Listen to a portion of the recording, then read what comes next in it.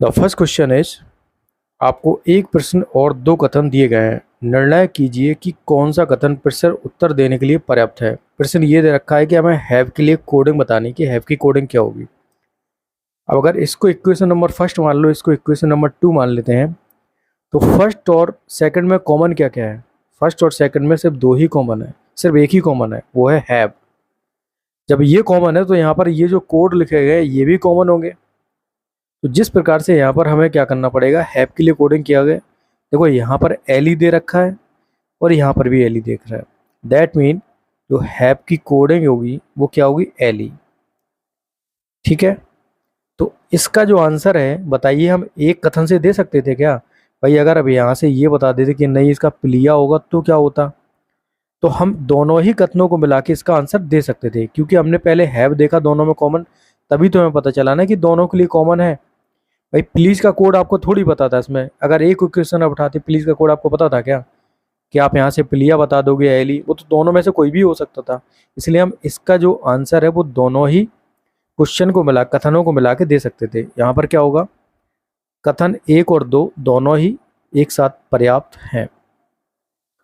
Next question, तो इन्हीं question की हम प्रैक्टिस करने वाले हैं। लगभग ये 10 से 12 क्वेश्चन मैंने लिए हैं और आज के बाद आपको इन क्वेश्चन करने में कोई प्रॉब्लम प्लीज़ फेस नहीं होगी। ठीक है, तो इसी प्रकार से इस वाले क्वेश्चन में हमें प्लीज़ की कोडिंग बतानी है। यहाँ पर ये वाली इक्वेशन नंबर फर्स्ट दे रखी, ये इक्वेशन नंबर सेकंड दे रखी है। तो अगर हम बात करें पहले और सेकंड में, तो यहाँ पर देखो क्या क्या कॉमन है। तो यहाँ पर एक तो प्लीज़ मिल जाता है, ठीक है, यहाँ पर भी प्लीज़ मिल जाता है। उसके बाद इसमें दे रखा है गिव मी योर पेंसिल, तो यहाँ पर जो है वो भी डिफरेंस है, यहाँ पर कोई भी कॉमन बाकी नहीं मिलता है, तो प्लीज़ ही कॉमन दे रखा है। अब जब प्लीज़ इन दोनों में कॉमन दे रखा है तो यहाँ भी कोडिंग में भी कॉमन दे रखा होगा। भाई कोडिंग में मुझे क्या कॉमन कॉमन दिख रहा है दोनों में, प्लिया, तो यहाँ पर भी इसका मतलब है कि प्लीज़ के लिए जो कोडिंग है वो क्या कहिए, प्लिया। That's it. तो क्या इस क्वेश्चन का भी आंसर हम एक कथन से दे सकते थे? नहीं, दोनों कथनों को मिला के ही हम पड़वाएगा कि हम कौन सी कोडिंग की गई है। ठीक है, तो यहाँ पर भी क्या होगा, कथन और एक दोनों ही एक साथ पर्याप्त हैं। चलिए अगला क्वेश्चन करते हैं। अब यहाँ पर बतानी है लेट के लिए कॉमन। ठीक है, तो लेट के लिए कॉमन क्या है, यहाँ पर अगर क्वेश्चन नंबर फर्स्ट की बात की जाए, क्वेश्चन नंबर सेकंड की बात की जाए, अच्छा इसके अलावा और भी क्वेश्चन मैंने लिए जो काफ़ी टफ हैं, ये तो लेटेस्ट आए हुए क्वेश्चन है। ठीक है, उनको भी हम आगे करने वाले हैं, वरना आप ये सोचो कि सिर्फ यही क्वेश्चन होंगे छोटे वाले, नहीं। तो यहाँ पर अगर बात की जाए तो हमें निकालना है लेट के लिए कॉमन। यहाँ पर लेट दे रखा है, यहाँ पर भी लेट दे रखा है, ये तो काफ़ी सरल क्वेश्चन है, इसमें कुछ नहीं है। तो जब इन दोनों में ये कॉमन है तो यहाँ पर भी एक कॉमन होना चाहिए, तो हमें एली जो है वो दोनों में दिख रहा है, तो इसका मतलब है कि लेट के लिए जो कोडिंग की गई वो एली है। तो यहाँ पर दोनों कथनों को मिला के ही हम ये पता कर सकते थे कि लेट के लिए क्या कोडिंग की गई है। तो यहाँ पर भी क्या है, कथन एक और दो एक साथ पर्याप्त हैं। चलिए अब करते हैं नेक्स्ट क्वेश्चन। तो अब आ गए ये वाले क्वेश्चंस, इनको भी सिंपल तरीके से ही करना है, जो मैं बताऊं बस उसको थोड़ा सा याद रखो। भाई 415 की कोडिंग की गई है, मिल्क इज हॉट। 18 का जो कोड है वो करिए हॉट सूप। 895 की जो कोडिंग है उसका मतलब है सूप इज टेस्टी। बट हमें क्या बताना है, टेस्टी शब्द के लिए बताना है कि टेस्टी शब्द के लिए क्या शब्द जो है वो इस्तेमाल होगा।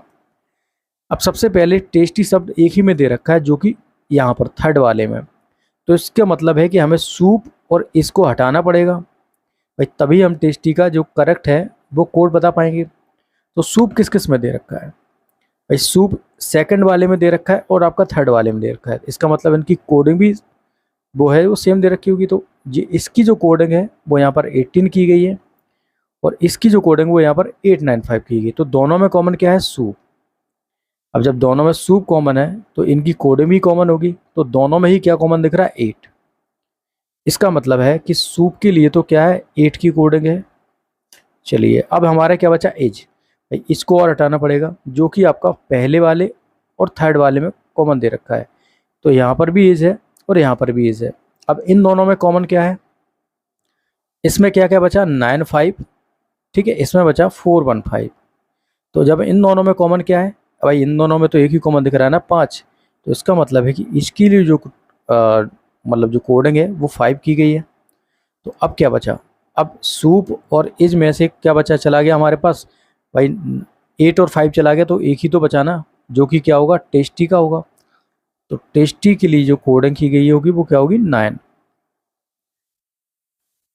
आई होप आपको समझ में आया होगा, नहीं आया होगा तो अगले क्वेश्चन में समझ जाओगे। अगले क्वेश्चन करते हैं।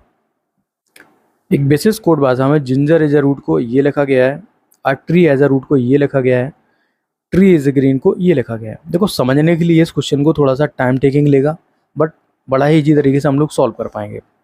अब रूट का हमें कोडिंग निकालना है, तो रूट किस किस में दे रखा है भाई, एक तो रूट इसमें दे रखा है, इसमें दे रखा है, ठीक है। दोनों में कॉमन क्या है वो देखना है हमको।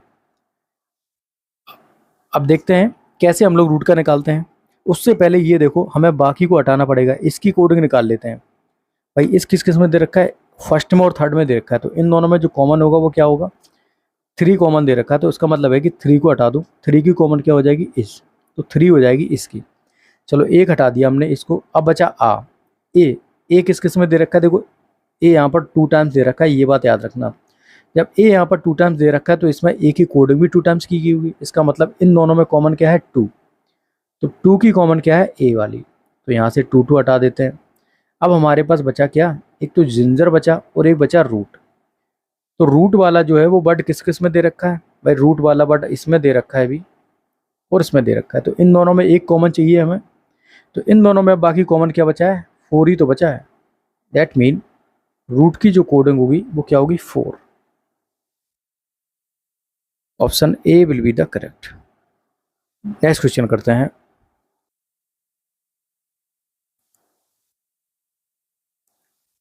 किसी कोड में रोजेज आर रेड को ये लिखा गया है, और वायलेट्स आर ब्लू को ये लिखा गया है, blue and red are few को ये इसकी कोडिंग की गई है। तो बताना है कि फ्यू की कोडिंग वो है क्या होगी। अब मुझे अब एक बात बताओ, फ्यू और कहीं दे रखा है क्या, नहीं दे रखा है, ठीक है ना। तो फ्यू की कोडिंग हम कैसे निकालेंगे, देखो यहाँ पर रोजेज, यहाँ पर ब्लू है, एंड है, रेड है, आर है। क्या ये कहीं पर कॉमन है, आर आपको कॉमन देखने को मिल जाता है, ठीक है। ब्लू मिल जाता है, जी हाँ ब्लू भी मिल जाता है, रेड मिल जाता है, रेड भी मिल जाता है, बट एंड कहीं पर और दे रखा है क्या भाई, एंड आपको कहीं भी देखने को नहीं मिलेगा।